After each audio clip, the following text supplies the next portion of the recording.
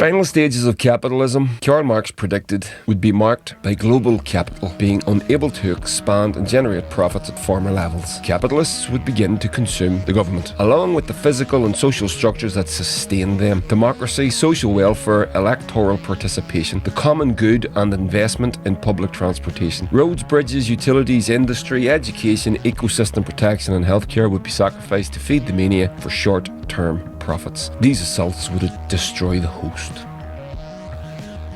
Or, put more concisely, capitalism will eat itself.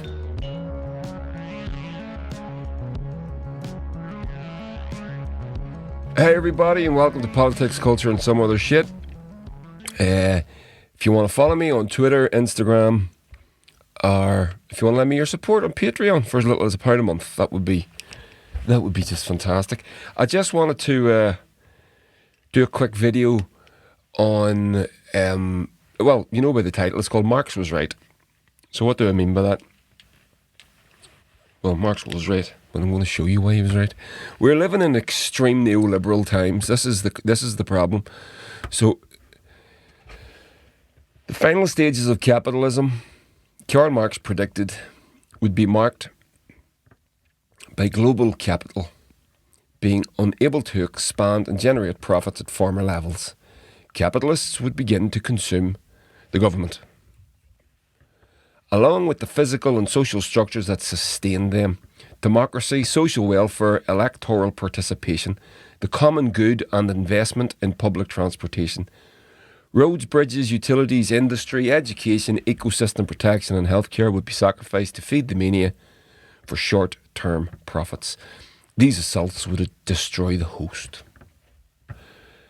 Or, put more concisely, capitalism will eat itself. This is where we are.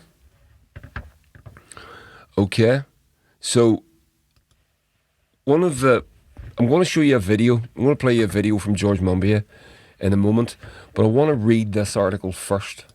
Now, this is from my internet daddy, Chris Hedges, one of the few human beings on earth that is literally never wrong. Not that I've known him to be wrong, and I've read quite a bit of his stuff, including his books and things like that. Let me just get that out of the way. Why is that coming there? Uh-oh. Okay, I'm just going to move this so that it doesn't... There, that's better. So this was written in 2015. It's published on Truth Dig by commondreams.org and was written by, as I said, Chris Hedges, a man who is that I've never known to be wrong. So it's entitled Marx Was Right. Now I'm going to read a little bit of this, and then I am going to play you the video from George Monbiot, and it'll tie everything together for you. All right. So Karl Marx, here we go. Karl Marx exposed the peculiar dynamics of capitalism, or what he called the bourgeois mode of production. He foresaw that capitalism had built within it the seeds of its own destruction. He knew that reigning ideologies, think neoliberalism, that's what we are today, were created to serve the interests of the elites, and in particular the economic elites. Since the class, which has the means of material production at its disposal, has control at the same time over the means of mental production. And the ruling ideas are nothing more than the ideal expression of the dominant material relationships. The relationships which make one the ruling one. Basically, the rich have the money. Others have the ideas. Right? And because the rich have the money, they get to own everything. They get to own the product of the labour. So, he saw that one day, that there would come a day when capitalism would exhaust its potential and collapse. He did not know when that day would come. Marx, as Meghnad Desai wrote, was an astronomer of history, not an astrologer. Marx was keenly aware of capitalism's ability to innovate and adapt, but he also knew that capitalist expansion was not eternally sustainable. Okay? And as we witness the denouement of capitalism and the disintegration of globalism, Karl Marx is vindicated as capitalism's most prescient and important critic. In a preface to the contribution to the critique of political economy, Marx wrote, "No social order ever disappears before all the productive forces for which there is room in it have been developed, and new higher relations of productions never appear before the material conditions of their existence have matured in the womb of the old society itself." I'm going to sum that up for you in a modern way in a second. It gets a bit wonky when you read Marx, doesn't it?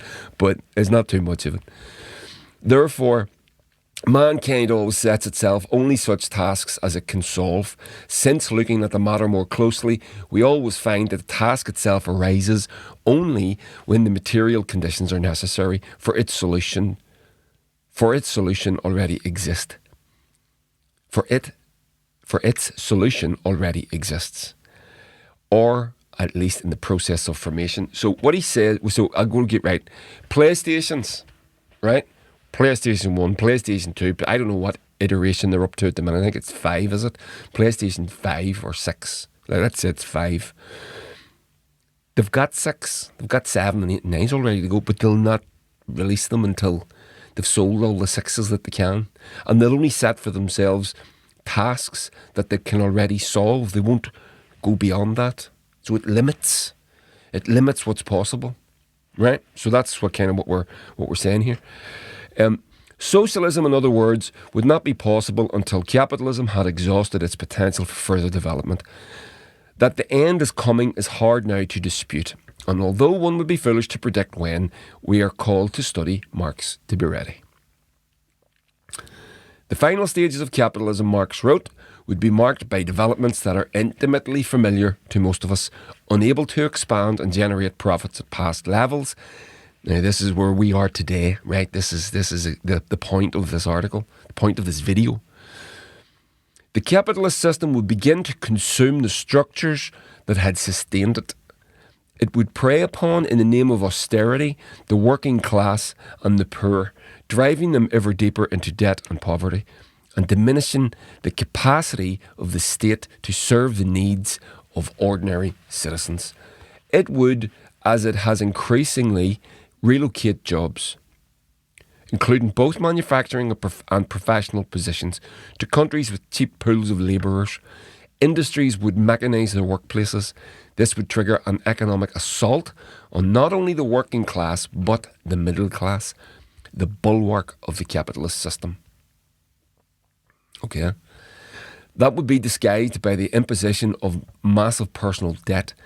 As incomes declined or remain stagnant, politics would in late stages of capitalism become subordinate to economics, leading the political parties hollowed out of any real political content, abjectly subservient to the dictates and money of global capitalism.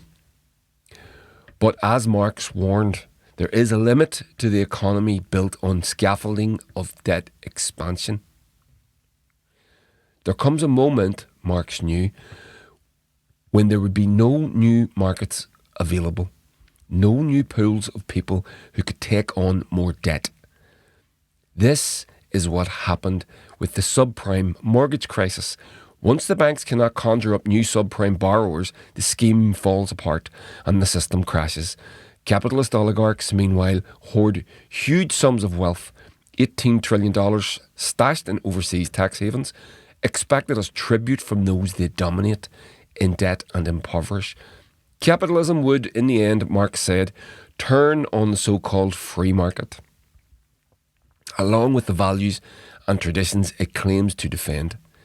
It would, in its final stages, pillage the systems and the structures that made capitalism possible.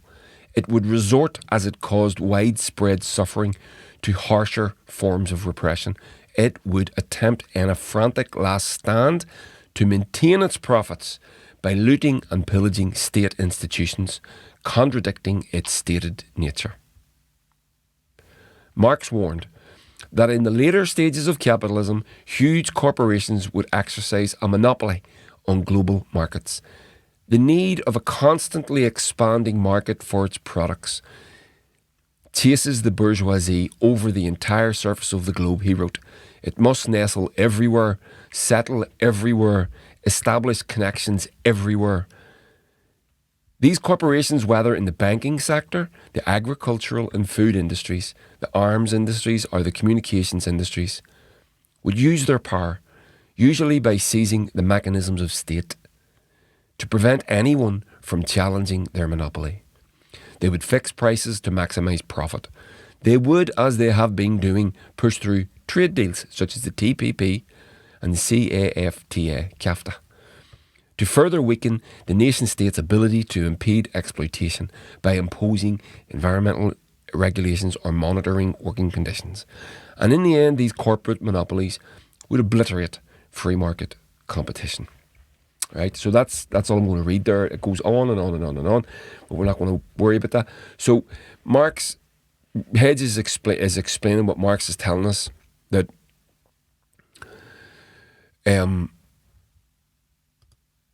capitalism will eat itself.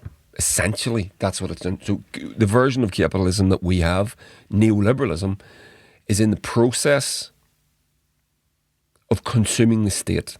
I'm talking specifically here in the UK and in the north of Ireland, of course. I would like very much to be in Ireland and not the UK at all. As I keep saying in these videos, unfortunately, these are the politics that I have to that I do comment on more than others, because it is the country, the state that I live in. Despite me not wanting that to be a fact, but it is. We've seen the neoliberal government of Liz Truss and Kwasi Kwarteng's budget of the other week instantly tanking the British economy. The pound is at an all-time low, pretty much parity with the dollar, which is okay for the dollar. Sterling isn't the American dollar. It doesn't work the same. Doesn't have the same buying power. It's not as attractive to the people that buy these things on international markets, these government bonds, right? So it is a big problem, but it's hard to believe it's actually a part of the plan. It's part of their plan. So I wanted to, just on that Marx, that Chris Hedges article, there was a couple of little points I wanted to make. There comes a point when no new markets are available, no new pools of people who could take on more debt. This is where we are, right? Not to the same. We've got to remember what debt is. So he talked about the scaffolding of debt. Personal debt. People didn't have things like credit cards. Managers, owners, rich people had credit cards. And then late 60s and 70s, personal debt, especially in America. America's obviously ahead of everybody else with these modernising trends. But personal debt became a thing.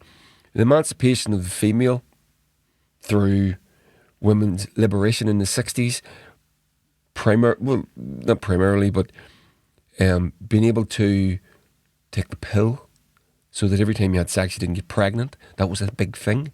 Women could go out into the workplace, develop careers if they chose to. But then what happened was, what it took one wage to do, then the capitalist then says, well, okay, you can go out into the workplace, but we're going to take two wages to do the same thing, and we're going to saddle you with personal debt. So we can see capitalism promises that through the increased technological advancements, Marx points it out, Chris Hedges points it out, the technological advancements will only be done by capitalism so long as they're profitable, and so long as they're completely exhausted before they move on to the next thing, and there'll be a lack of imagination employed in the development, in research and development. It's because you've only got the profit motive. So long as you've only got the profit motive, you're only thinking about the profit. It limits your thinking, right? Whereas we can see that most, like there's an example, a phone. Most of the technology that was developed for a phone was developed by public research grants. The satellite navigation technology was developed by, I think, the Australian military or the Australian research scientists. The computer chip by British, and so on and so forth. The 6 major components in a mobile phone, 5 of the 6 were developed.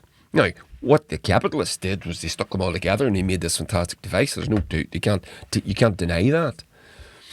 But nonetheless, it's still an illustration of limited thinking that's controlled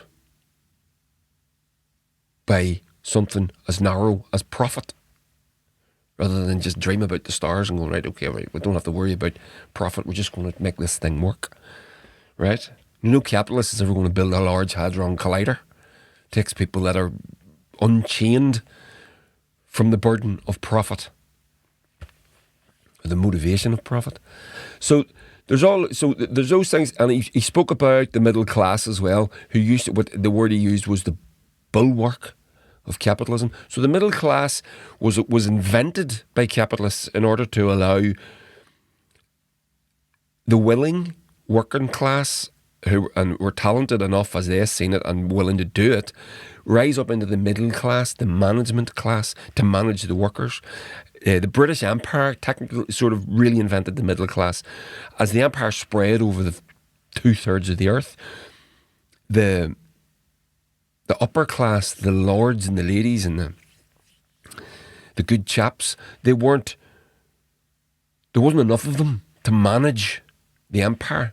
So they had to allow a middle class to rise up to do the management for them. And that's where the middle class come from. But now capitalism is so monopolistic, so insatiably greedy, that now even the middle class are being eaten alive. And this is the point. I've made this in a few videos in the past where I've said revolutions start with the middle class. Not all the time, but when the middle class rise up, it becomes governments get overthrown. When doctors are going out and strike, as they are here, when barristers and solicitors are going out and strike, it's not all railway workers. But which is more important because there's more of them. But we're in a state in the UK where even the middle class are being hollowed out by capitalism, and by this particular neoliberal version of capitalism, being spearheaded by Liz Truss. So we've got this great video from George Monbiot. Monbiot? I think he's an English environmentalist, environmental campaigner. So we're going to watch this. It's about 10 minutes long. I was going to go in and edit it to get the points down, or to try and make it a little bit shorter, but I literally couldn't cut a second out of it. It was the whole thing. So we're going to play it. We're going to watch it together. I'll stop it from time to time and comment, if that's okay. And it's specifically about Liz Truss, Kwasi Kwarteng, neoliberalism, right? So let's get to it. Here we go. You could see it as an experiment. What happens when the neoliberal ultras take over a government and get everything they want? The pound tanks, the economy collapses, everything goes to shit almost overnight. Welcome to Oligarch Island. Liz Truss is the oligarch's prime minister. She's a kind of Manchurian candidate put in place by these dark money lobby groups on behalf of oligarchs and corporations, most of whom are not domiciled in this country at all. She is working for global capital against the interests of this nation. These people are fake patriots. They are actually undermining the status of this nation. This is the thing that I talk about it quite often, and it's never... I live in a part of a country, the north of Ireland, where patriotism is virtue signalled to the point of ridiculousness. You're a patriot because you wave a flag.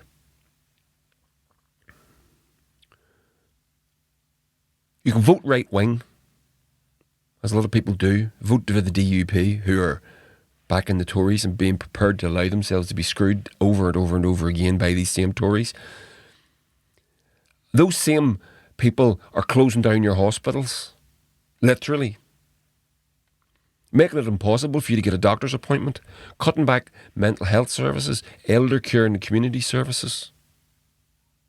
These things are being cut to the bone by what Chris Hedges explained, what Marx explained, how Marx explains. They're going for this, for civil society, so that the structures that we build, that we then call, that we identify those structures as being the pillars of what we call our society, are no longer there. That's why Margaret Thatcher says there's no such thing as society. It's all about the individual. Well, that's not in human nature.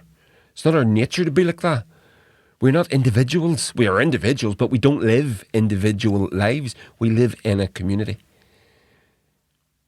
Capitalism has only been around for arguably 400 years. We've been around as a species for 100,000 plus years. And in those 100,000 plus years, we live communally. We share. We take care of each other. These are the things that are natural. This is why capitalism is unnatural and it's immoral.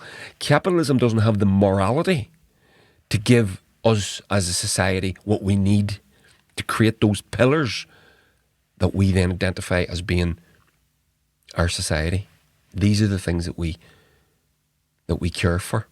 And these are the things that are being hollowed out. And that to me is what George Monbiot is saying. And I've been saying it, I said in many videos in the past, these are the things that I consider to be treasonous. It's not waving a flag, fainting when you see a fucking member of the royal family like some lick spittle. It's that. It's your providing hospitals together, providing schools together.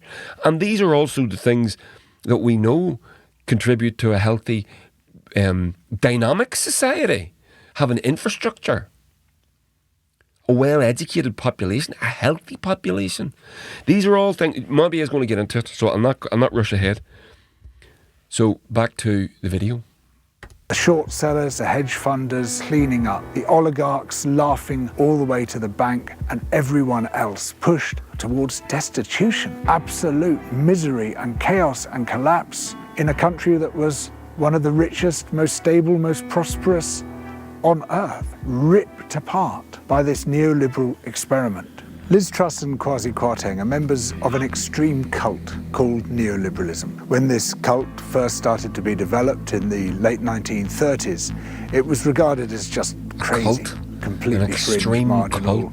No one paid it much attention. But then it started receiving serious money from some of the richest people on earth. And it started being championed by those rich people's media. They began to push it and push it and push it until eventually it became the water in which we swim, or to be more accurate, the sewage in which we drown. Neoliberalism became so much a part of our political lives that we no longer even recognize it as being a distinct thing. Neoliberalism has been the dominant ideology in this country for the past 40 years, since Mrs. Thatcher came to power, and Blair saw himself as inheriting Thatcher's mantle. He slightly modified some of its more extreme elements. You shrink the state, you transfer public services to the private sector, try to prevent trade unions from exercising power, and you switch our perceptions of ourselves from being citizens to being consumers.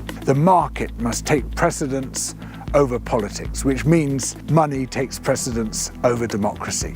And the people with the money, the oligarchs, the billionaires, are the people who are effectively put in charge. And this is the thing. There was. I'm reminded of a. Do you remember a few weeks ago? What was it? About a month, maybe a month and a half ago, during the Tory party hustings, when Liz Truss was asked about the disgusting and extreme profits that the oil companies and the gas companies were extracting from the countries that all around the world, and her answer was, "Well, I don't think there's anything wrong with profit. Well, first of all, that wasn't her question. That wasn't the question. She never answered it, and the interviewer never went on to correct her. Second of all, nobody thinks that there's anything wrong with the profit. Even a socialist like me. This is the point. So our political education has become so infantilized that everything is it's like you're supporting a football team. It's either team A or team B. You're either full on right-wing Tory lunatic or you're a full-on left-wing fucking socialist lunatic, and neither the twain shall meet. But the reality is, most of us can agree on most things most of the time, but we do the narcissism of petty differences. You don't agree with me exactly with what I say. Now, where we differ, it's not okay to extract extreme amounts of wealth at the expense of everybody in the country, putting the actual country in danger, endangering the actual country. That your hunger and vampiric thirst for more and more profit is so consumes you that you're prepared to see old people die, and people die in the winter. If we get a cold winter, people are going to die, right? Most people agree that that's not okay. Even right-wingers, even the Tories, some Tories, even Tories, conservatives, traditional conservatives, they don't believe in that. They think that's wrong. Me as a left-winger, I think these things shouldn't be the things that are essential to life, so they shouldn't be in control of private capital at all. But they are. So we need to come to terms. It's not okay for you to extract these profits. But these industries control government. They own government. They are the government now. So they get to tell the government, don't regulate, as Marx and Chris Hedges said. As it says here in the article, the nation state's ability to impede exploitation by imposing environmental regulations or monitoring working conditions or putting price caps on things, etc., etc. Right? That's what that is. But this is where we are. And this is the version of it that we have is extreme neoliberalism. Liz Truss is worse than Boris Johnson. Think about that. While it's been this pervasive force in this country for 40 years, Truss and Kwarteng are the most extreme advocates of neoliberalism that we've ever had in government. They've been schooled by the dark money neoliberal think tanks, organisations such as the Institute of Economic Affairs, the Adam Smith Institute, the Taxpayers Alliance, some of which go back to the very foundations of neoliberalism and were the organisations that were funded in the first instance by these immensely rich people and turned this from being a fringe cult to a mainstream political organisation. Both Truss and Kwarteng have been rigorously trained, particularly by the Institute of Economic Affairs, in this doctrine, and several of their crucial advisors, people like Ruth Porter, people like Matthew Sinclair, people like Caroline Elsom, people like Alex Wilde, they are straight out of these extremist so-called think tanks who refuse to reveal who's funding them. They're no longer lobbying government, they are the government. So those people he named there, they've come straight from these institutes, these so-called think tanks. They're in the government right now. I told you the other week, the Downing Street Chief of Staff, his wages are being paid by his think tank.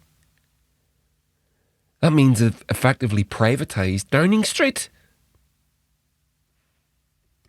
Now, the thing about these so-called think tanks is they claim to be independent think tanks, just thinking about stuff, as if they're some kind of academic. So, yes, what's the best policy for this country? Let us objectively determine that. In reality, they are lobby groups acting on behalf of the oligarchs and the corporations who give them their money.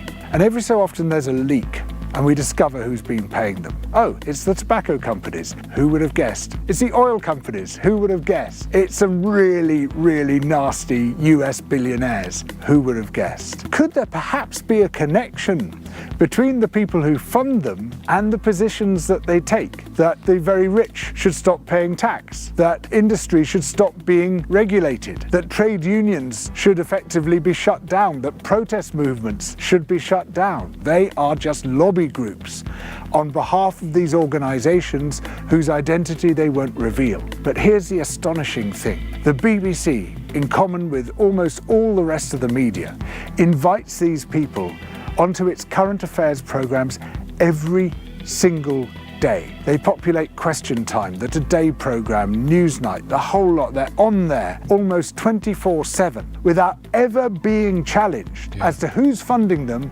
and who they represent. So when we see... And this is another thing I've learned. Monbiot has written another article about these think tanks. He explains that the counter... So whenever they want an expert on to talk about a particular subject, right? The think tank is ready to go. That's what they're for. They've got their talking points laid out. You go onto their website, there's a phone number, they will ring you back. You need a producer from a TV show going out at 7 o'clock, rings these people up at 12 o'clock in the afternoon. You can get anybody here to yes, they're on their way. Right? The alternative is a learned professor in some dusty library in Cambridge who knows everything about the subject, be it global warming. You know where they always two sides, they always give you both sides.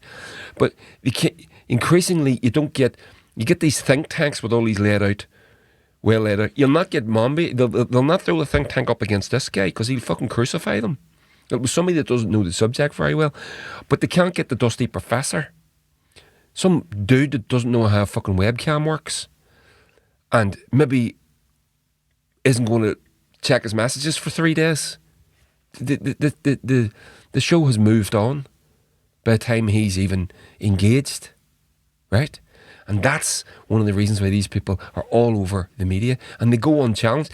That woman there, they can't remember her name, the lady, the young-looking woman, she's an American. I don't watch BBC anymore. I don't watch Question Time or anything anymore. I used to watch all these programmes every day. I would watch them all. She was never off. And just extreme right-wing neoliberal talking points. Never off the TV.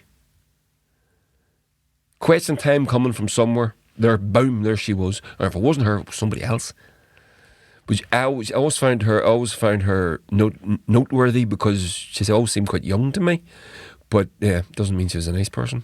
The absolute financial, economic, social catastrophe that this extreme version of neoliberalism has just inflicted on this country. That catastrophe is not just on Truss and Kwarteng. It's also on those dark money think tanks. It's also on the BBC. It's also on the billionaire press, which has been championing these crazy ideas for so long. I think the most likely way this will pan out is that the massive economic crisis caused entirely by this government is going to put a huge squeeze on public finances. And then this government is going to say, oh, we can't afford to fund public services. Damn. We'll have to privatise the NHS. We'll have to do all the things they've always wanted to do. Destroy the administrative state. Privatise everything.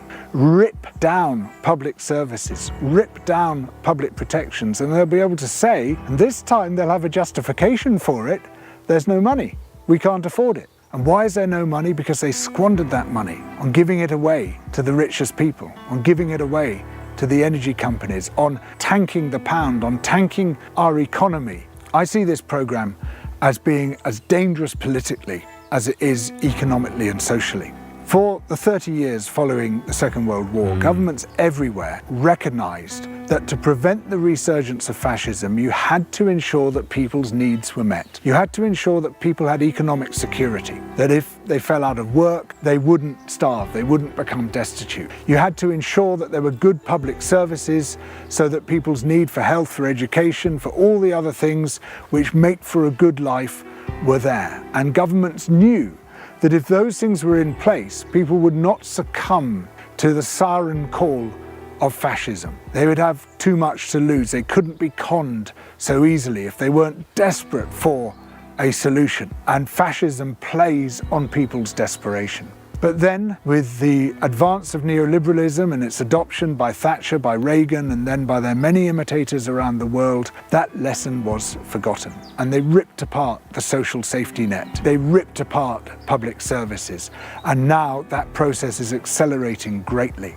And the great danger when that happens is that the fascists come back. And the fascists say, we're the new broom, we'll sort everything out, we'll sweep away the corruption, we'll solve these intractable problems. Of course, that's another lie, because there is no fascist movement ever which has not been supported by the oligarchs, but it pretends otherwise. It pretends it's going to save us from the very forces that have caused this mess, when actually it's an acceleration of those forces. Yeah. The danger is that if you don't have real and workable... People have been warning about the rise of fascism, not because, well, you can see it happening. Italy has just elected a far-right Giorgia Meloni, basically fascists. And we've been watching the rise of fascist and fascist adjacent and fascist people with political parties and movements with fascist tendencies across the world. And it's no coincidence that as capitalism loses the run of itself, that's these fascist movements rise up, and they're going to, as he said, the new broom, to sweep away all the old problems. And it's quite a thing. And people have been using it, people have been warning about it, but they get dismissed as cranks. Because what's that old adage? The first person to blame the Nazis loses the argument, that sort of a thing. Something like that. I butchered that, but you get my point. So whenever people like him and Chris Hedges, he wrote a great book in 2009 called American Fascists, which is about the rise of the Christian right in America. They get dismissed. He says, oh, stop it, will you? Fascism, it's not going to... Right? But it's like nobody expects the Spanish Inquisition. Nobody expects the fascists until they're fucking here. Alternatives to the disastrous program that this government is enforcing, then people are going to look around and they're going to turn to an anti-politics. And that anti-politics is most clearly represented by fascism. And this is why Labour has to step up.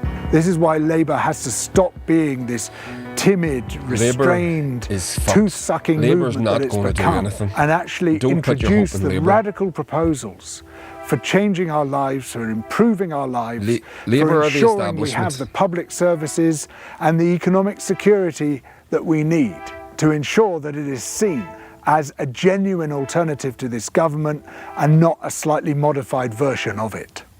I think if you were to put your finger on the beating heart of neoliberalism, if indeed it has a heart, it's the denial of humanity. It's the denial of human relations. It's the denial of anything except buying and selling. There should be no empathy, no compassion, no altruism, no kindness. We should not care about other people.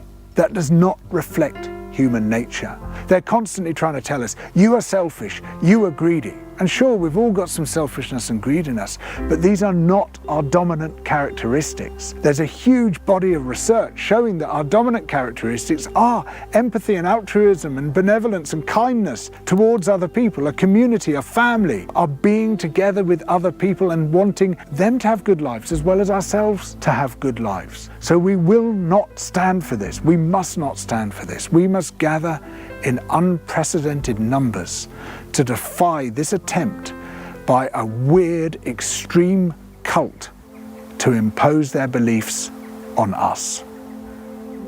This disaster is on the government, but it's also on the media big time. It was the media who gave a massive platform to these crazy neoliberal ultras who have tanked the economy and ripped the fabric of the nation apart. This is why we need outlets like Double Down News to tell us the things we're not hearing elsewhere. So please join Double Down News, contribute to Patreon to enable us to keep making these videos. So there we go. I let that Double Down News patron play there because I've used their video and I hope they don't mind. I will of course give them all the credit in the world for that, and I'll put the link to Double Down News on their Patreon, etc., in the video notes on YouTube. So there we go. Do you see where we are? Do you see what's at stake? Where we are, how we got here, and what's at stake? It's very important that we understand this. I don't want to live in a world imagined by capitalists and neoliberals especially, because it's a horrible, ugly place. It's a broken place full of broken people, and I don't want to live in it.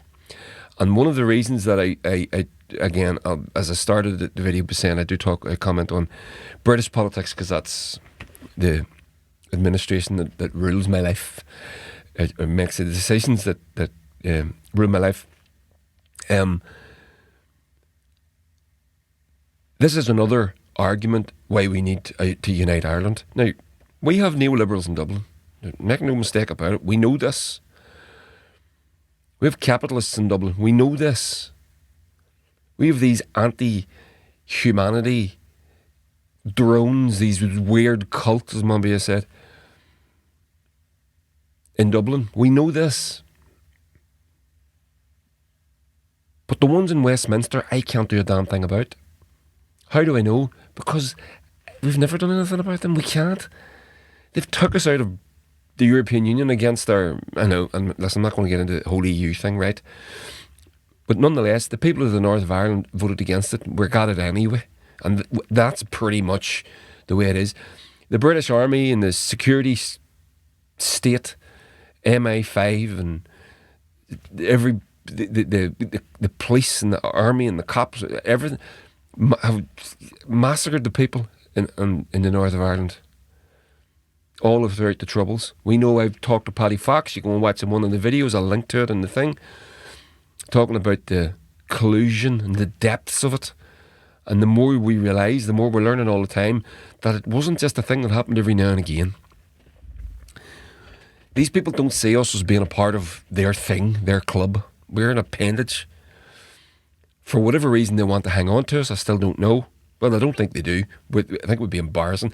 Ireland was the first colony of the British Empire, and the north of Ireland is the last remaining bit of it, in my opinion. The Act of Union of 1800, which is often quoted by certain loyalist commentators as being, as if we made a choice to join the Union, therefore, it's just the way it is.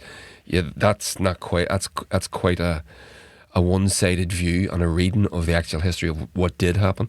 So we won't get into that here, but all these things are reasons as to why we need to have a united Ireland. Just as simple as that. If we do, you and I, the people from the north of Ireland that are watching this, listening to this, we can do something about the people in Dublin. We can have effect change in our own lives. There's nothing we can do. We have watched Tory governments over the past 12 years, and before them Tory Light, which is what New Labour was. And if you take into account the Iraq War, you could get rid of the light part of that. The destruction of Libya, the destruction of Afghanistan. You say, well, what's light about them? Very little.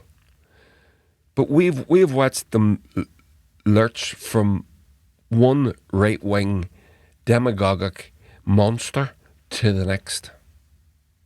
To the point that we end up where we are now with Liz Truss, a fucking bona fide idiot, but owned, bought and paid for by the neoliberals. And that's the point. That's because that's where we are. And I don't want to be there anymore. I haven't wanted to be there for a very long time. So there we go. Listen, I hope that's... Is that a thing for you? Is that good? Is it explain? Head over to my Twitter and my Instagram. And if you want to lend me your support for as little as £1 a month, you can do that at Patreon, where there's exclusive content, early access, all the usual stuff. You know what I'm saying, right? Okay, listen, thanks a million. And I'm heading off on tour with my band on Thursday, so I don't know what I'm going to get to do. I'm certainly not going to get to do this in my studio, obviously, but I'll try and put something up from on the road. I'm going to try and film some bits and pieces. So But I just don't know what I'm going to be able to do. I'm not bringing a laptop with me or anything, so I don't know if I'm going to be able to edit. It's going to be a bit, maybe wee shorts or something like that. We'll see. I'll do what I can. Alrighty, take care everybody, bye bye.